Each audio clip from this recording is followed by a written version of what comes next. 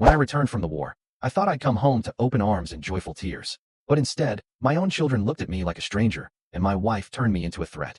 Now I'm just a shattered father with no home, fighting to reveal her deception and rescue my kids, before she warps them beyond repair. After spending 18 months deployed in Ramaji province, I came back clinging to those soldier homecoming videos, the ones where kids run into their parents' arms at school or surprise reunions at the airport. They kept me going through the firefights and lonely nights. They reminded me what I was fighting for. But when I stepped through the front door of my own house, not a single child greeted me. They didn't even glance up, glued to their screens, lost in their digital worlds. Someone did come running down the stairs, my in-laws. They wrapped me in hugs as if they'd missed me deeply. Their warmth thawed something in me. Then she came into view. My wife, Lila, gave me a short, robotic hug like she was embracing a guest she barely knew. I froze. Scattered around the room were moving boxes and suitcases. It didn't feel like a homecoming. It felt like an eviction. Lila's mother stepped forward to explain. Lila's had a hard time since you left, she said. We moved in to help. You abandoned your family. The word abandoned struck like shrapnel. We had talked endlessly about the deployment. Lila had told me this was for our future. She insisted. Other veterans had warned me that the first week back could feel surreal. I told myself to wait it out, that things would settle. That evening, I cooked rosemary garlic chicken with mashed potatoes, our weekend favorite. The kids had once begged for it. Now, they ate in silence. No thanks. No smiles. Just the clink of forks. Then my youngest, Owen, just 5, knocked his plate off the table. My instincts kicked in. I dropped under the table, whispering a countdown from 5 like I used to during shellfire. When I reached 1, nothing. No boom. Just stillness. I was home. I sat up, shaken. Lila didn't ask if I was okay. She just stared at me like I was something to fear. Her mother had her phone out, typing furiously. I didn't realize they'd filmed me. Owen and Ava, our daughter, were ushered upstairs before I could apologize. The days that followed were a blur of rejection. Lila grew colder. The kids avoided eye contact. My only companion now was PTSD, always lurking. Then one morning, a knock at the door. Mr. Ryland, I'm with Child Protective Services, said the woman. We received reports of unsafe behavior around your children. She showed me a video on her phone, a twisted collage of my worst PTSD episodes, cut and manipulated to look terrifying. I gripped the doorframe just to stay upright. Lila stood behind me. I expected her to deny it. I think it's best if you stay elsewhere, for the kids' well-being, she said coldly. Her parents flanked her, phones recording. I knew what would happen if I resisted. So I left, with nothing but a trash bag of clothes and a charger. I had sent back 80% of my pay during the deployment. When I checked my account, it showed $3.05. I messaged Lila. Her reply came fast. Investments. Your parents needed it more. That night, I cried behind the wheel of my truck. Days melted into gym showers, naps in parking lots, and soup kitchen meals. Then I ran into Zach, my old squad mate, at a fast food joint. We'd crawled through hell together. Now he was a lawyer. What the hell happened, he asked. When I told him, his jaw clenched. They filmed you without your consent? That's a crime here. For the first time in months, a flicker of hope. Zach took the case pro bono, fueled by outrage. Within a day, he found something big. Turns out, I'd once deleted a folder on my iPad, still linked to Lila's cloud account. It held dozens of videos. Lila, calmly coaching our kids to ignore me. If anyone asks, remember, you don't feel safe around daddy. And there he was. Tristan, her gym buddy. Always too close. In every video, rubbing her back, nodding along. I needed custody. Full custody. At Zach's office, we watched the clips again. My hands trembled. Tristan wore the watch I'd gifted him before I left. A thank you for looking out for my family. Zach paused. Checked the timestamp. It was recorded halfway through my deployment. While I dodged bullets, she was rewriting my children's memories. Zach drafted the emergency custody motion. He talked about legal strategy and parental alienation. But my mind was spinning. This wasn't just betrayal. It was calculated. My phone buzzed with a banking alert. I tried logging into our joint savings. Denied. Wrong password. Tried checking our investments. Denied again. Every account. Every access. Changed. Except one, a forgotten personal account from before our marriage. Balance, $3.05. She'd left it untouched. A final insult. Zach's paralegal, Marcy, brought coffee. She noticed my expression and sat with me. She was a military spouse too. Her husband had served in Syria. She'd seen this before. 12 cases in 2 years, soldiers coming home to empty bank accounts and alienated kids.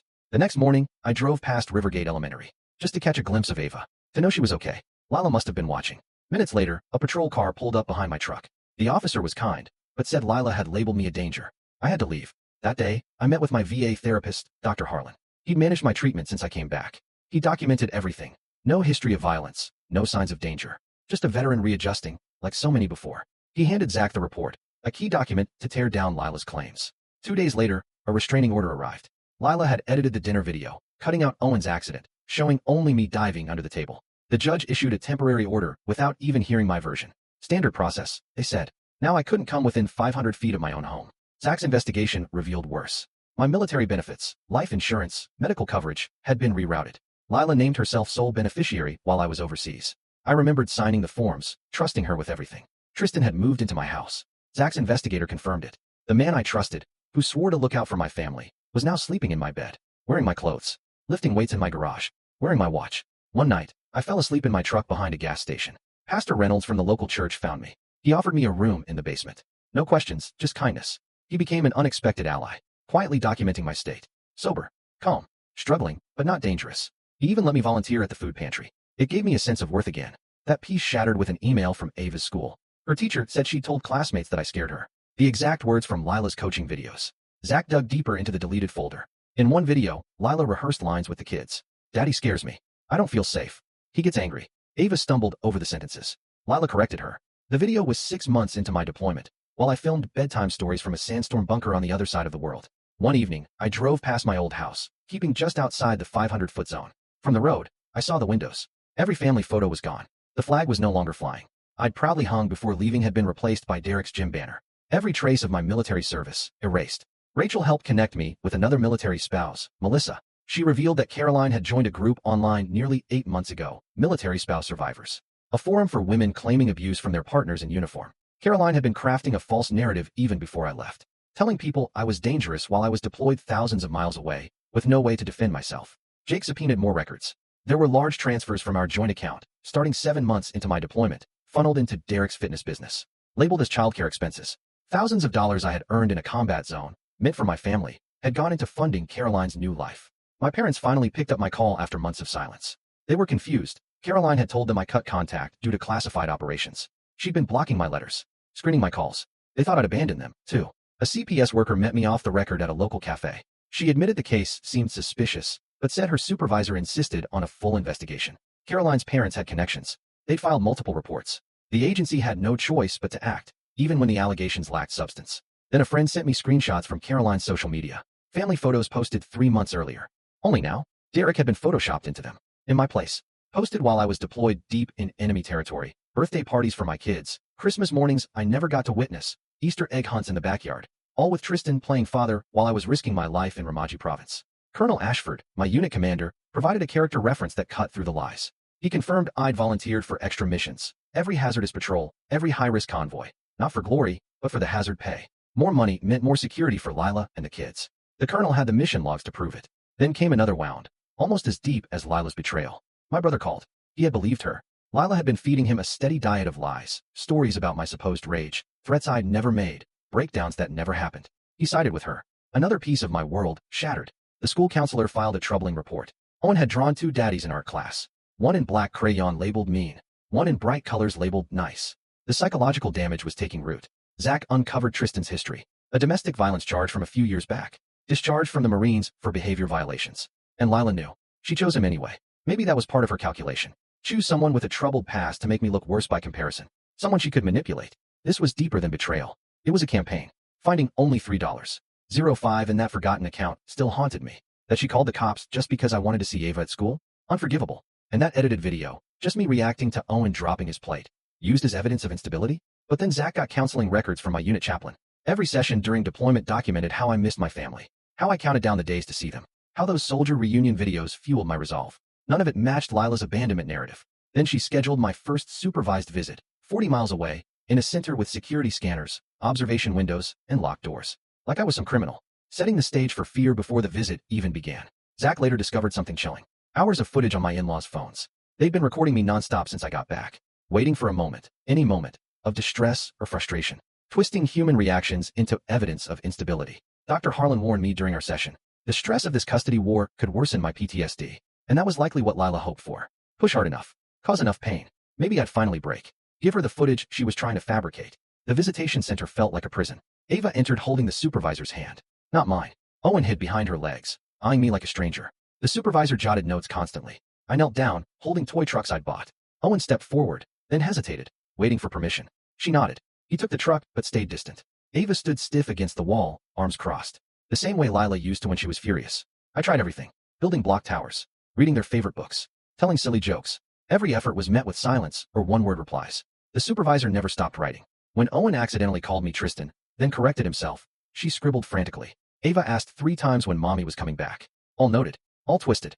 After the visit, I sat in the parking lot, hands shaking, not from trauma, but from sheer helpless rage. My kids had been reprogrammed to fear me. The supervisor's report would show discomfort, reluctance, all feeding Lila's narrative. Then came more bad news. The court had assigned a guardian ad litem, Catherine Trent.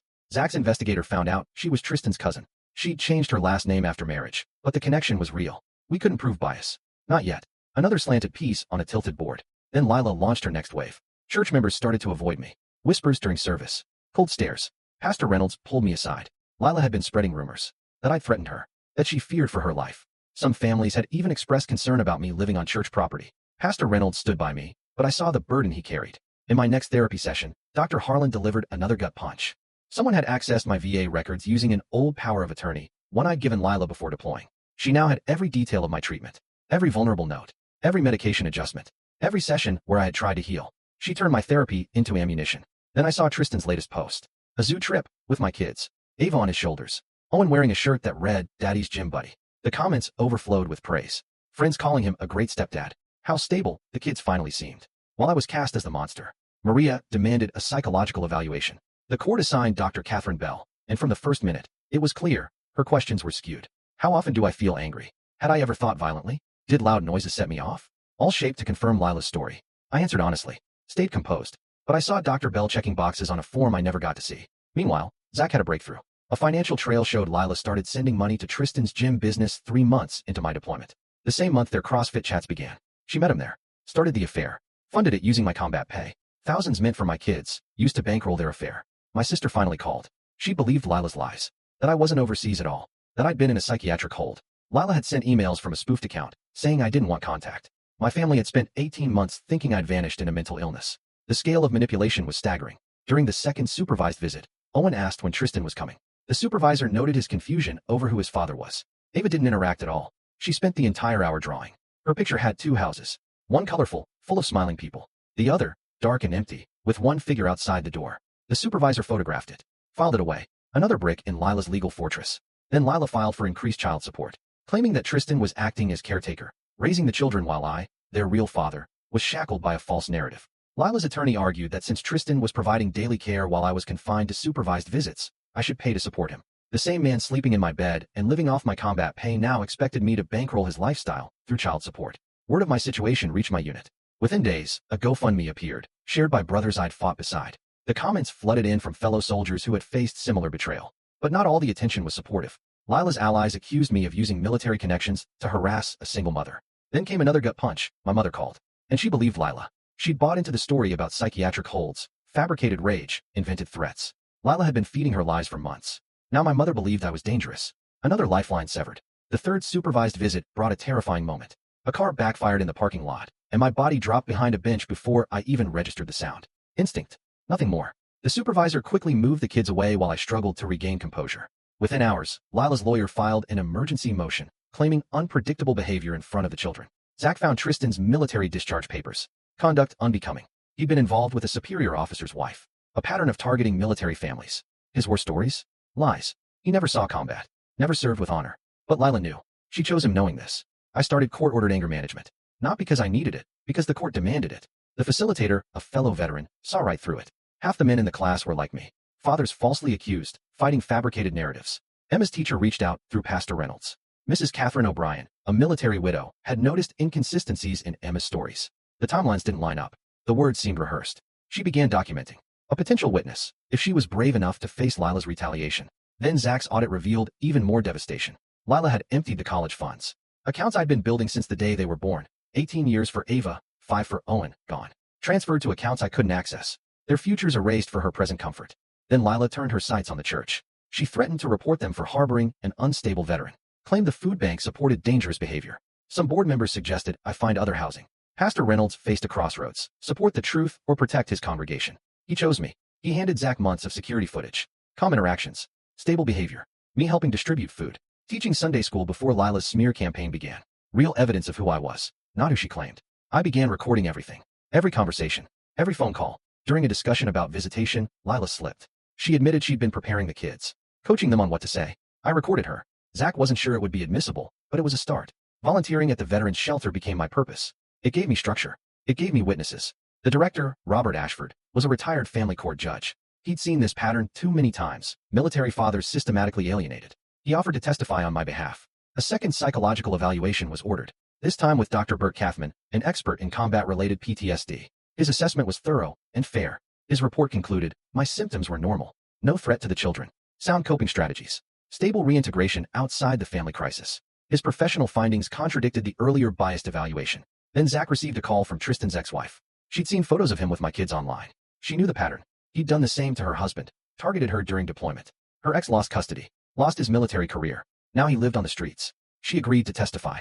Then came their first major mistake. Maria and Tristan claimed an incident happened on a specific date and time. But Zach cross-checked with my unit's records. I was confirmed in active combat on that day, thousands of miles away. A proven lie. The bank's forensic report revealed more theft. Lila had opened credit cards in my name while I was overseas. Maxed them all out. My credit? Destroyed. Identity theft layered on top of financial abuse. But if I pursued criminal charges, it could delay the custody proceedings. I had to choose justice or my kids. In anger management, I met another victim. Same story. His wife's best friend was Lila. They'd planned this together, targeting vulnerable military husbands. Same lies. Same manipulation. His kids called another man dad too. We weren't rare. We were hunted. The fourth supervised visit cracked the shell. During a therapy exercise, Owen mentioned, Mommy says what to say about Daddy. The therapist noted the coaching.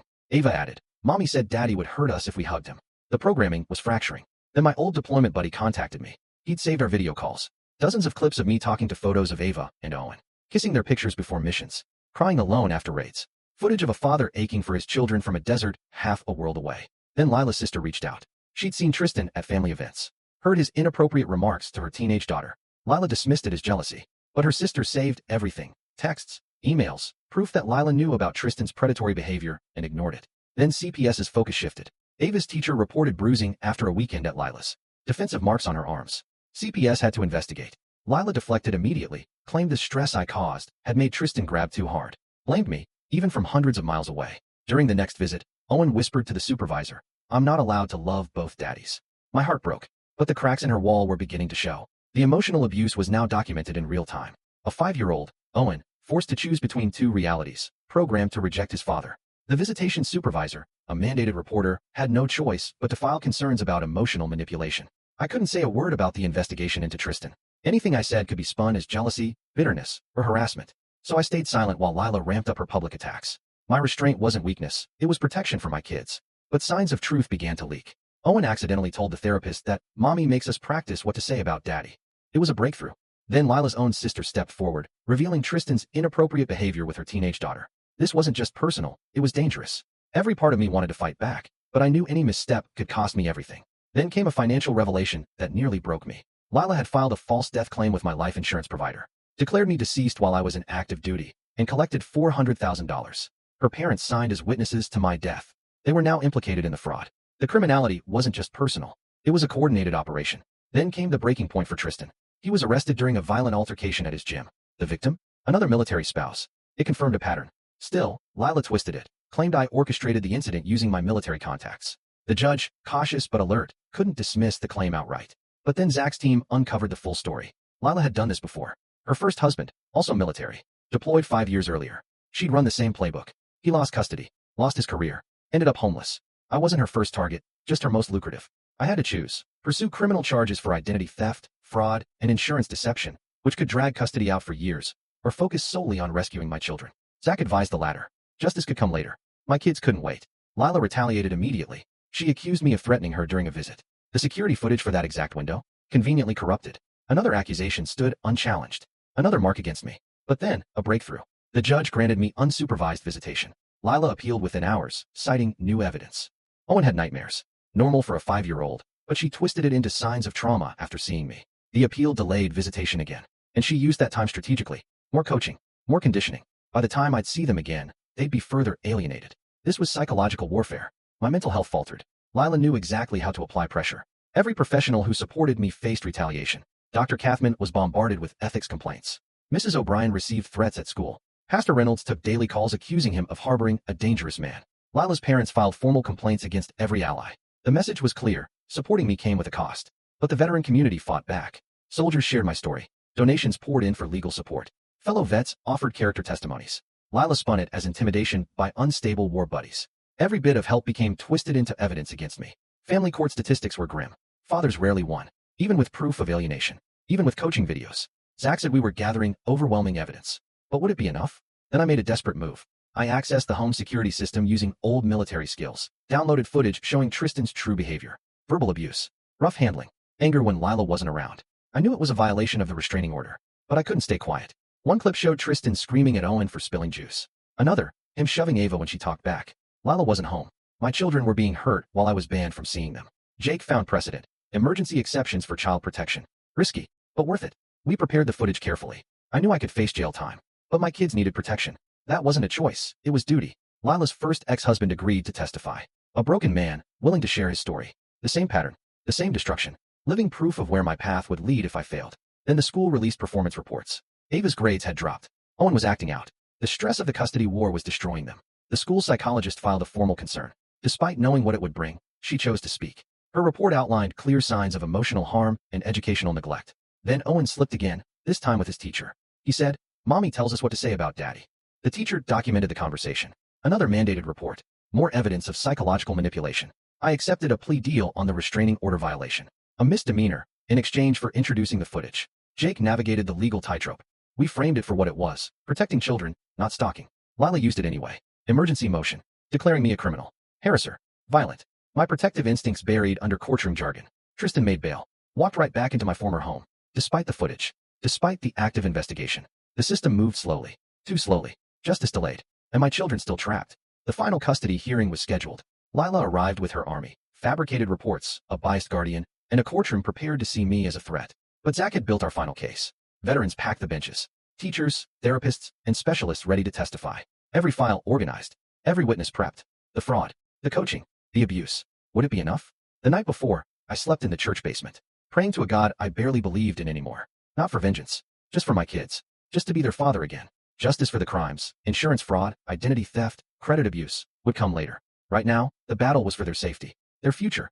Tomorrow would decide everything. My entire unit submitted video testimonies. Men who'd served beside me in the worst of Afghanistan. Brothers who had seen me at my best and at my lowest, who knew the father I was, the man I still am. Their voices against Lila's lies. As dawn broke on the day of the custody hearing, I dressed in my only suit, the same one I wore when I married her. The irony stung. I looked in the mirror at a man hollowed by betrayal.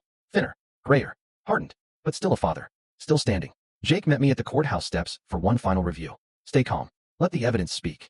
Don't react. Trust the truth, even when it feels like the system won't. Lila arrived like a rehearsed stage act. Her parents. Tristan. A small army of supporters carefully curated for effect. She played the perfect victim, the struggling mother, the selfless protector, the woman shielding her children from a supposed threat. Inside the courtroom, the contrast couldn't be sharper. On one side, veterans. Men and women who had worn the uniform, who recognized the signs, who had lived similar nightmares. On the other, Lila's sympathizers, watching with folded arms and rehearsed scowls. Two sides, two truths. One decision that would define a future. The bailiff, a fellow veteran, offered me a subtle nod. Small gesture, enormous weight. Not everyone was fooled by Lila's performance. Some saw it for what it was. Some understood what was truly at stake. As proceedings opened, my mind flashed to memories. Ava's laughter as a toddler. Owen's first words. The life we had built, stolen in my absence. The battles I fought overseas had nothing on this one. Jake laid out our case with military precision. He began with the coaching videos, Lila rehearsing lines with the kids while I was still serving. The timestamps proved premeditation. Tristan in the background, wearing my watch. The judge watched silently. Took notes. Lila's lawyer tried to downplay the videos as over-preparation for a father with PTSD. The judge asked why the preparation began 6 months before my return. The response stumbled. The judge wrote more. Then came Tristan's ex-wife. She took the stand, calm but clear, detailing the same story. A deployed husband. Tristan moving in.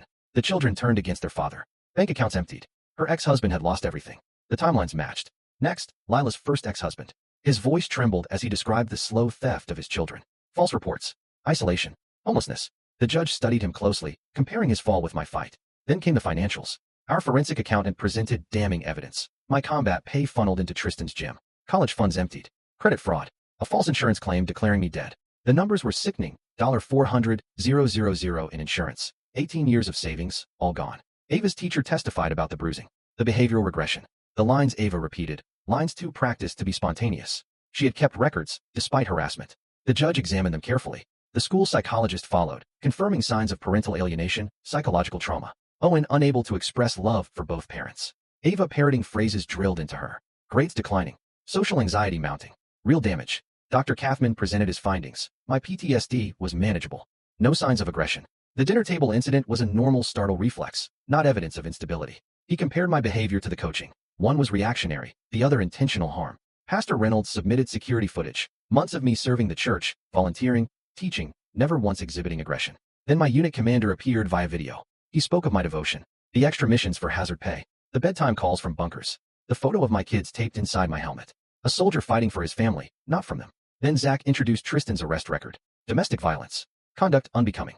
Targeting military families. The judge scrutinized the report, especially the recent arrest involving another military spouse at his gym. When the guardian ad litem tried to speak, the judge stopped her. Zach had exposed her connection to Tristan, his cousin by marriage. A clear conflict of interest. She was dismissed on the spot. A new guardian was appointed immediately. The cracks in Lila's support network had begun to show. When she took the stand, she played her role flawlessly. At first, the devoted single mother. The woman abandoned by a distant, unstable husband. Tristan, just a helpful friend. Her tears almost looked real, until Jake began his cross-examination. He rolled out the timeline. Lila met Tristan 3 months into my deployment. The money transfers started immediately. The coaching videos began at 6 months. Every move calculated while I was in uniform. She called it all coincidence. The judge didn't look convinced. Then Jake introduced the insurance fraud evidence. Lila had declared me dead, collected $400,000. Her parents had signed the death certificate. She blamed paperwork. A miscommunication.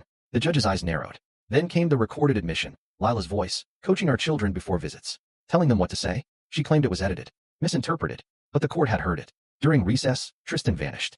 A warrant was issued. He had fled, taking my deployment medals, my watch, and anything else of value. The perfect partner, revealed as the coward he truly was. Then the courtroom erupted. Lila's parents were arrested on the spot. Insurance fraud. Conspiracy. They had signed away my life to steal what was meant for our children. Handcuffed before their daughter. Alone now, Lila's composure crumbled. She admitted targeting me, but blamed Tristan. Claimed she never meant for things to go so far. The judge asked about the coaching that began halfway into my deployment. She had no answer. Recess was called again. In the gallery, the veterans whispered among themselves. Some saw this as a turning tide. Others remained wary. Family court rarely sided with fathers. But when court resumed, the decision came swiftly. The judge ruled that systematic parental alienation had occurred. Lila had manipulated our children against me while I served. Financial abuse. Insurance fraud. Identity theft. A history of repeated behavior with multiple victims. I was granted full custody. Lila was allowed only supervised visits, pending therapy and a psychological evaluation. Criminal charges were recommended. Restitution was ordered, but unlikely to ever be fulfilled. Lila collapsed in tears. She cried for the children she had trained to fear me. The same children she had betrayed. The judge showed no sympathy. Actions have consequences, he said. Crimes against children and veterans will not be ignored. As I left, the Marine bailiff stopped me. He shook my hand. A quiet nod of brotherhood. Justice had come, but it didn't feel like victory. Jake pulled me aside. Winning custody is just the start, he said. Now comes the real fight. Healing your children. I drove to Lila's house, my old home. Tristan's things were strewn across the lawn. Her parents' car, abandoned in the driveway. The flag I had hung before deployment, crumpled in the trash. I retrieved it. Ava and Owen were at school. My emergency pickup had been authorized. At the office, they looked confused. Your dad is taking you home today, the counselor said. Neither spoke. The ride home was silent. Ava stared out the window. Owen clutched his backpack. No excitement. No questions. Just the wary silence of children taught to fear. I'd rented a modest apartment near their school. 2 bedrooms. Basic furniture. Their room filled with toys they'd loved before all this. Ava entered cautiously. Owen stuck close to me, not out of love, but uncertainty. That night, they asked about their mother. Asked when Tristan would return. I explained gently. They would now live with me. They'd see Lila on weekends. The confusion in their eyes shattered me. Bedtime was the worst. Ava said I scared her, but couldn't say why. Owen wet the bed. Something he hadn't done since before I left for deployment. I changed sheets at 3 a.m., wondering how long this would take. The next morning, I made pancakes, their favorite. They picked at them with suspicion. Every loving gesture was met with resistance. Maria's influence still hung over everything. Tristan's shadow still lingered. Routine helped. The school staff was informed. The principal, a fellow veteran, offered his support. He promised to monitor their adjustment and share concerns. After school, we sat at the kitchen table. Ava struggled with math. I reached for her pencil. She flinched. No bruises, but the damage ran deep. Owen started play therapy first, with a specialist in parental alienation. Slowly, he learned that daddy wasn't scary. That loving both parents was allowed. That mommy's stories weren't the truth. Ava's journey was harder. She was older, more conditioned. She repeated phrases like mantras. I don't feel safe. Mommy said. Her therapist worked carefully, slowly rebuilding trust, gently untying months of mental knots. I found a job through a veterans program, construction work, reliable hours, steady pay. Every evening, I came home. Brick by brick, we were rebuilding. Weekends brought supervised visits with Lila. She cried each time, pleaded with the kids to remember her love. The supervisor noted emotional instability. The children left those visits confused. But change came, slowly. Owen laughed at a cartoon. Ava asked for help with homework and didn't flinch. Small steps. Quiet victories. The fraud cases moved forward. Lila was formally charged. Her parents accepted plea deals. Tristan remained missing. The stolen funds were gone, spent while I served overseas. Recovery seemed impossible, but justice was finally catching up. 3 months in, Owen called me daddy. Not Tristan. Not the scary man. Just daddy. I kept my voice calm, but inside I broke. Ava took longer. 6 months passed before she hugged me goodnight. She hesitated. Testing. When nothing bad happened, she held tighter. The apartment became home. Old pictures hung beside new ones. Pizza nights. Movie weekends. Puzzles at the table. Regular dad stuff. Miraculous in its simplicity. Lila served 2 years. Her parents, elderly, got probation. Tristan was never found. My medals and watch, gone. But my children? Safe. By the time Lila got out, Ava and Owen were different. Healed mostly. They loved her, but with boundaries. Supervised visits continued. She went through therapy, claimed to have changed. They remained wary. I never remarried. Trust didn't come easy anymore. I poured myself into fatherhood, into rebuilding what she tried to destroy, the man she tried to erase, the one who'd fought through 2 wars, one overseas, one at home. Ava graduated with honors. She spoke about resilience at her ceremony. She never mentioned the custody fight, but I knew. She knew. We made it. Lucas joined ROTC, followed my path, but his own way. We talked often about service, about protecting family from all enemies, foreign and domestic. At Ava's wedding, years later, Lila attended. Ava invited her. I didn't. We exchanged nods. Nothing more. The past was buried beneath miles of healing. And our children were thriving, despite everything, because I never stopped fighting.